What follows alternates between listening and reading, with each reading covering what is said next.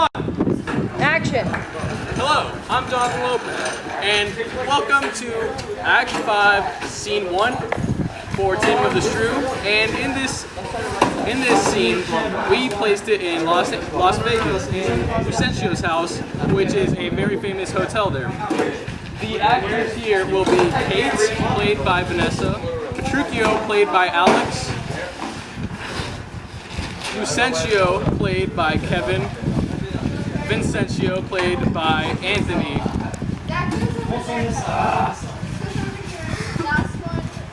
and Bianca, played by Alexa. And what we did in this scene is, it's when Petruchio, Vincencio, Kate first come into the hotel, which is Lucencio's house, and Vincencio the real Vincencio is introduced. And so, the reason that they're being introduced into the lobby is because that's the main place where they are welcomed. The guests are welcomed. Move in.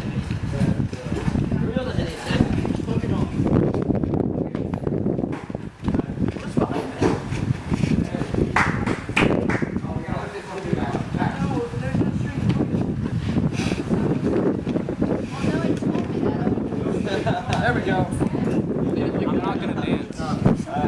And Miss Blakely tore this up.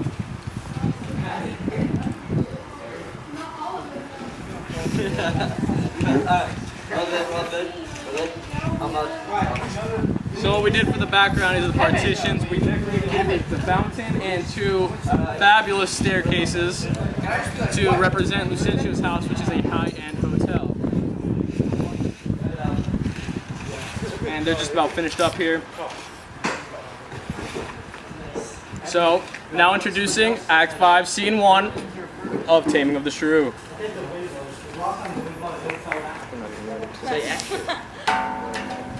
And action. Softly and swiftly, sir, for the priest is ready. I fly, Biandello.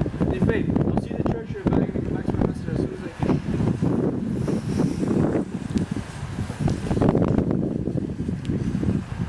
I marvel Cambio comes with all this while. Sir, this is Lucencio's house. My father bears more towards the marketplace, and bitter must I here. I leave you, sir. You shall not choose to drink before you go. I think I shall command you welcome here, but by all likelihood, some cheers to the word. What's he that ranks as he would knock down gate? Is Signor Lucencio within, sir? He's within, sir, but not to be spoken with our. I pray you tell Signor Lucencio that his father has come from Pisa, and is here at the door to speak with him. Thou liest, his father has come from Padua, and here is looking out of the window. Although his father, Hey, sir, so his mother says, if I may believe her. Why? How now, gentlemen? What this flat neighbor to take upon another man's name? Lay hands on him, villain. I believe he means to cozen somebody in this city under my countenance. I have seen them in the church together. God sent them to Chipping. Now who's here? No, Master Vincencio. Now we're done and flesh and nothing. come hither, you rogue. What you forgot me? Forgot you? No, sir, for I never saw you in my life. You still never see those master father Lucencio? My old worshipful master. Never, sir. See where it is from over there. It's so indeed. Help! Help! Here's the madman. Murder me. Help, son, help, Senor Baptista. Who are you, sir? What am I, sir? Then what are you, sir? Oh, immortal God, oh, fine villain, oh, silken doublet, oh, velvet host, oh, scarlet cloud, and co-apton hat. Oh, I'm undone, I'm undone. While I'm doing good husband at home, my son and my servants spent all the year city. What, is the man lunatic? Sir, you seem to be a sovereign ancient settlement by your house, where your words turn to your madness. You mistake, sir. Pray, what do you think is his name? His name, as I knew not his name is Train. Away, mad ass. His name is Lucencio, and he is heir to the lands of me, Senor Vincencio. Lucencio, oh, he has murdered his master. Lay hold on him. Oh, my son. Now, thou villain, where's my son Lucencio? Call forth an officer. Carry this man into jail. Five death case judge shortly before coming. Carry me to jail. The stranger may be held in a booth. Oh, monstrous villain. Oh, we are sparrowed. Beyond it here. 9% we're not done. Pardon, sweet father. Live my sweet son. How hast thou offended? Where is Lucencio? Here is Lucencio, right son to the right Vincencio, that by love have made thy daughter mine, and counterfeit supposes blared thine eye. Now, where's that damn villain Trainio? that face and brave me in this matter, sir. Why tell me, is this not my Cambio? Cambio was changed into Vicentio. Love wrought these miracles. Bianca's love had made me exchange my state with Trenio. And while he did bear my countenance in this town, I have arrived happily unto the last, unto the wish taper my bliss. What Trenio did, myself enforced him to. So pardon him, sweet father, for my sake. What do you hear, sir? Have you married my daughter without asking my goodwill? Fear not, Baptista. I content you. Go to, but I'll be back for this villainy. And I just found the depth of this neighborhood. Do not frown. My father will not frown. Husband, let's travel to see the end of this affair. First, kiss me, Kate. What? In the midst of the lobby? What, are thou ashamed of me? No, sir, God forbid, but ashamed to kiss. Why then, let's home again. Sir Grumio, let's away. Nay, I will give you a kiss. Now pray thee love stay. Is this not well? Come, my sweet Kate. Better once than never, for never too late.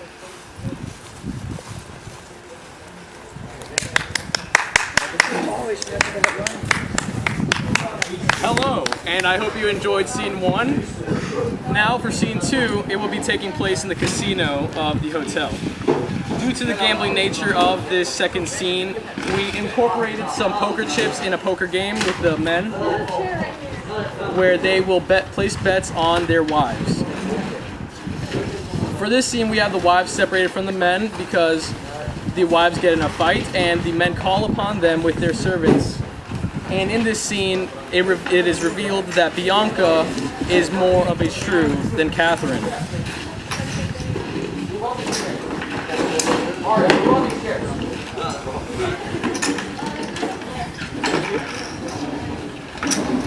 For the props, what we did was we used poker chips, we used cards, and also what we did was we made the background to look like a casino.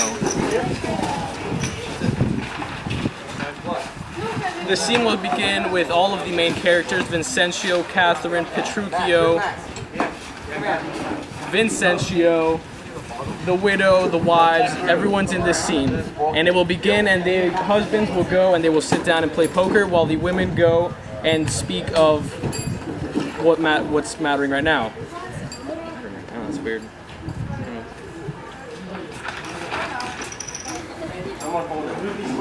So as we set up here, I will open up a Q&A with the audience. If you guys have any questions for me, I'll have answers. Why is your tech crew talking while they're setting up? That seems unprofessional. That's my question. You seem unprofessional. I'm sorry, repeat your question? I said, oh, look, they've quieted down. That's nice. Oh, okay. Okay. Good. I hope you enjoy. I nailed that.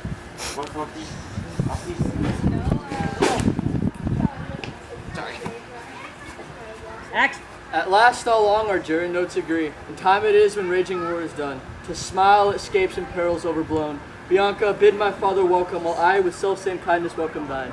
Brother Petruchio, sister Katharina, and Hortensio with thy loving widow. Feast for the best, and welcome to my home. My banquet is to fill our stomachs up, and pray after a great good cheer that you could sit down, for now we sit to chat as well as eat.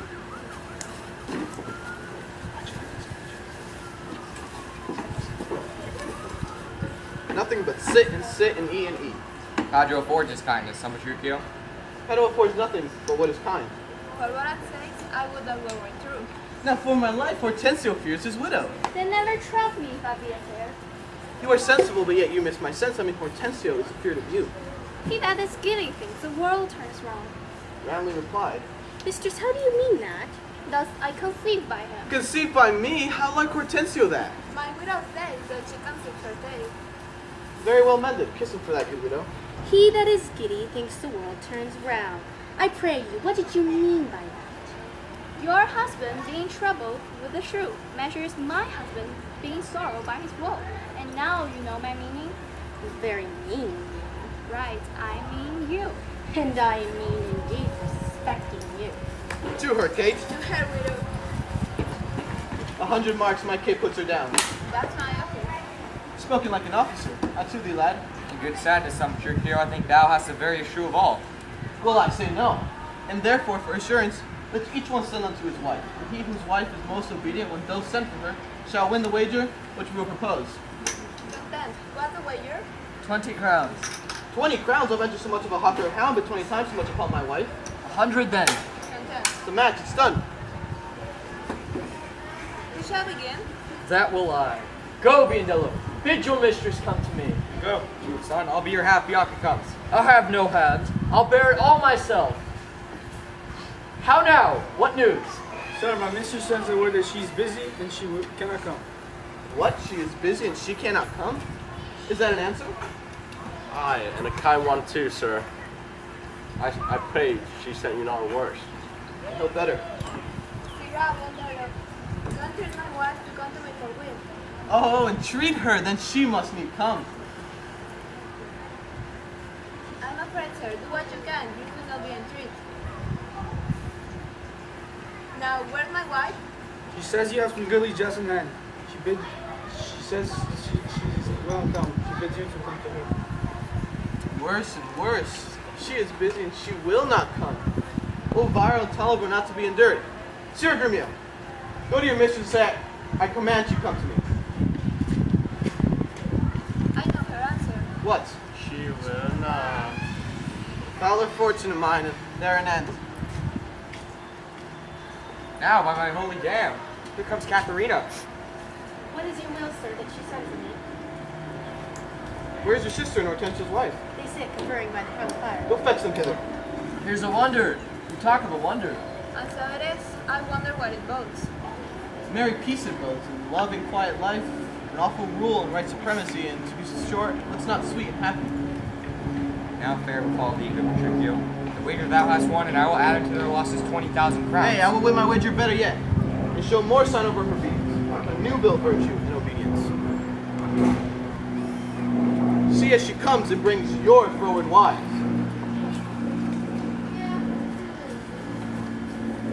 Hey, what foolish duty call you this? I would your duty foolish too. The wisdom of your duty had cost me 100 crowns since summertime. More for you for laying on my duty.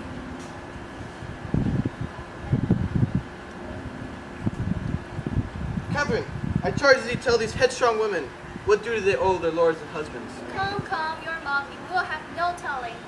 Come, I say. First, begin with her. She shall not. I say she shall. First, begin with her. Fie. Unknit that threatening, unkind brow, and dodge not scornful glances from those eyes. Thy king, thy governor, it blots thy beauty as frost do bite the meads, confounds thy fame as woodland shake fair buds, and in no sense is meet or enviable.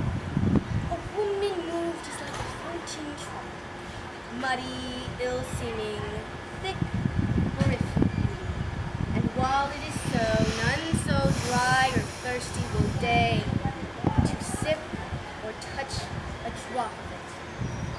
Thy husband is thy lord, thy life, thy keeper, thy head, thy sovereign, one that cares for thee, and for thy maintenance commits his body to painful labor, both by land and sea, to watch the night and storm and day and cold, whilst thou liest warm at home, secure and safe, and craves no other tribute at thy hands, but love, fair looks, and true obedience. Such duty a servant owes the prince, a woman oweth to her husband. But when she is froward, peevish, sullen, sour, and not obedient to his honest will, what is she but a foul, contending rebel, a graceless traitor to her loving lord? I'm ashamed that women are so simple to offer war when they could kneel for peace, or seek for rule, supremacy, and sway when they are bound to love, serve, and obey. Why are our bodies soft, weak, and smooth, and apt to toil troubles in the world? With our soft conditions and our hearts, should we well agree with our external parts? Come, you froward and unable worms. My mind hath been as big as yours. My mind is great, my reason hath a lore, and ran we word for word and frown for frown. But now I see our lances are but straws. Our strength is weak, our weakness past compare, and that seeming to be which we indeed least are. Then veil your stomach, for it is no good, and place your hand below your husband's foot, and in token of which duty, if he please, my hand is ready, make him do his deeds. Where there's a Wench, come, kiss me, Kate. Go thy ways, old lad, for thou shalt have. Tis a good hearing when children are to word. But a harsh hearing when women are forward. Come, Kate, let's well to bed. We three are married, but you two are sped. Thus, I won the wager, though you hit the white. And being a winner, God give you Good night.